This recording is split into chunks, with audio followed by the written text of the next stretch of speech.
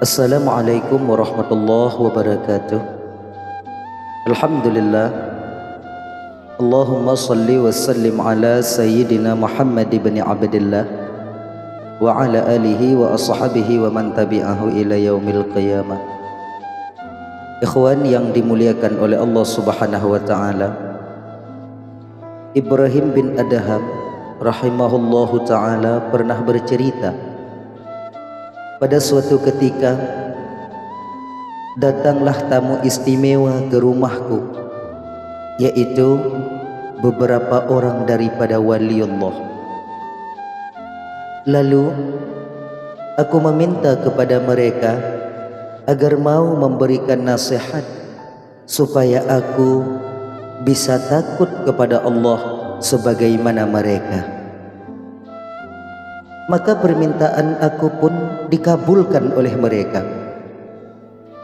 Dan mereka yang mulia ini berkata, kami berpesan kepadamu wahai hamba Allah tentang 7 perkara. Barang siapa yang memiliki 7 perkara ini, pada hakikatnya ia telah jauh daripada Tuhannya. Pesan pertama, siapa yang banyak bicara, maka jangan harap hidup hatinya atau tergugah kesadarannya. Man kathura kalamuhu kathura sakhatuh, wa man kathura sakhatuhu kathurat zunubuh, wa man kathurat zunubuh kanatin naru awla bih. Orang yang banyak berbicara maka akan banyak salahnya. Orang yang banyak salahnya akan banyak pula dosanya. Dan orang yang banyak dosanya adalah neraka lebih baik tempat mereka. Seorang ulama berkata, bicara atau perkataan itu ada 4. Ada yang menimbulkan bahaya, ada yang menimbulkan manfaat, ada yang menimbulkan kedua-duanya, bahaya dan manfaat, dan ada yang tidak menimbulkan keduanya, bahaya tidak, manfaat pun tidak. Yang menimbulkan bahaya itu harus didiamkan. Begitu juga yang menimbulkan keduanya, bahaya dan manfaat. Jangan sampai ucapan ini dikeluarkan. Adapun perkataan yang tidak menimbulkan kedua-duanya, maka itu adalah perkataan yang sia-sia. Sedangkan mengatakannya dapat membuang waktu seorang hamba. Luqmanul Hakim rahimahullahu ta'ala berkata, andaikan bicara itu perak, maka diam adalah emas. Maksudnya, andai kata berbicara dalam mentaati Allah itu terbuat dari perak, maka berdiam diri daripada mendurhakai Allah adalah terbuat daripada emas. Juga sebahagian ulama mengatakan, dalam diam terdapat 7.000 kebaikan. Semua itu berkumpul 7 perkataan. Setiap perkataan ada 1.000 kebaikan. Pertama, diam itu adalah ibadah tanpa kepayahan. Yang kedua, diam itu keindahan tanpa perhiasan. Yang ketiga, diam itu wibawa tanpa kekuasaan. Yang keempat, diam itu benteng tanpa penjagaan. 5, diam itu tidak membutuhkan orang yang banyak. Yang keenam, diam itu mengistirahatkan malaikat yang mulia dalam mencatat. Dan yang ketujuh, diam itu menutup aib-aib seseorang yang diam itu sendiri. Karena diam perhiasan orang yang alim dan menutupi kebodohan orang yang bodoh. Pesan yang kedua, siapa yang banyak makan, maka jangan harap kebijakannya. Orang bijak berkata, barang siapa banyak makannya, ia pun akan banyak minumnya. Dan siapa yang banyak minumnya, banyak pula lah tidurnya. Dan siapa yang banyak tidurnya, ia pun banyak dagingnya, artinya gemuk. Dan siapa yang menjadi gemuk, hatinya akan menjadi keras. Dan siapa yang keras hatinya, ia pun akan hanyut dan tenggelam di dalam dosa-dosa. Kekenyangan dari makanan yang halal adalah menjadi awal dari segala kejahatan. Apatah lagi kenyang dengan barang yang haram. Pesan yang ketiga, barang siapa yang banyak bergaul dengan manusia, maka jangan harap manisnya ibadah. Orang-orang yang ingin mencapai kemanisan dalam beribadah, biasanya mereka mengasingkan diri dari keramaian.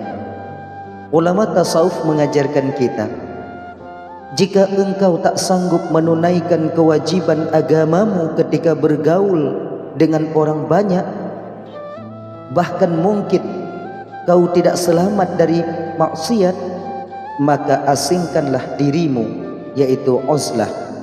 Karena di dalam uzlah terdapat keselamatan dari berbagai fitnah. Engkau akan selamat dari permusuhan, kejahatan, dan keserakahan orang lain terhadap milikmu, atau kejahatan dan keserakahanmu terhadap milik orang lain. Yang keempat, siapa yang cinta kepada dunia, maka jangan harap husnul khatimah, baik daripada akhir hayatnya. Hubbud dunya ra'su kulli khati'ah. Cinta dunia pangkal daripada segala dosa. Barang siapa yang memandang kepada keindahan dunia dan kebagusannya, maka akan timbullah keserakahannya. Bila keserakahan telah menguasai seorang hamba, maka akan gelap pandangannya dari perkara yang diharamkan oleh Allah Subhanahu wa ta'ala. Menghalalkan segala cara agar keinginannya tercapai. Janganlah engkau menjadi seperti orang-orang yang dungu dan bodoh, yang terpedaya oleh dunia dan setan, yang bergembira setiap hari dengan bertambahnya harta. Di samping itu, mereka tidak sadar bahwa umurnya terus berkurang. Maka, manakah kebaikan dalam harta yang bertambah itu, sementara umur telah tersia-siakan? Janganlah engkau bahagia dan gembira kecuali dengan bertambahnya ilmu dan amal saleh, karena keduanya adalah temanmu yang senantiasa selalu setia menemanimu di dalam kubur nantinya. Ketika engkau ditinggalkan oleh istri, suami, anak-anak, kerabat, dan teman-temanmu. Pesan yang kelima, siapa yang bodoh, maka jangan harap hidup hatinya. Jangan biarkan dirimu rela dengan kebodohan, karena di samping membuat hati mati, kebodohan juga dapat menimbulkan kemiskinan, dan kemiskinan dapat membawamu kepada kekufuran. 3 ilmu yang wajib engkau pelajari, paksalah dirimu untuk mencari. Bila tidak, kau akan menyesal di kemudian hari. Bahkan lebih lagi ketika engkau bertemu Sang Ilahi Rabbi di akhirat nanti. Yang pertama, tuntutlah dan carilah ilmu tauhid. Ilmu yang menjelaskan kepada akal tentang ketuhanan, agar akal bisa selamat dari was-was dan syubhat ketika memikirkan tentang Tuhan. Betapa banyak orang yang disesatkan oleh akal mereka sendiri, karena akal mereka tidak dimodali dengan ilmu ketauhidan ini. Yang kedua, ilmu fikih.